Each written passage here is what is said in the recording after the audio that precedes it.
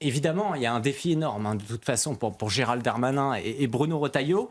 Mais si ces derniers jours, on parle beaucoup de ce duo justice-intérieur, permettez-moi de douter, malheureusement, de leur réelle effectivité. D'abord, je citerai Georges Fenech, l'ancien magistrat, sur votre chaîne, qui expliquait comment, au ministère de la Justice, il y a des contre-pouvoirs très forts qui sont laxistes et qui sont politiquement, justement, contre la notion de politique carcérale. L'autre élément, il faut quand même le dire, c'est qu'on est habitué à la politique du coup de com' permanent de la part de Gérald Darmanin. En revanche, il y a un cas positif pour moi, il y a quelque chose de positif derrière ça.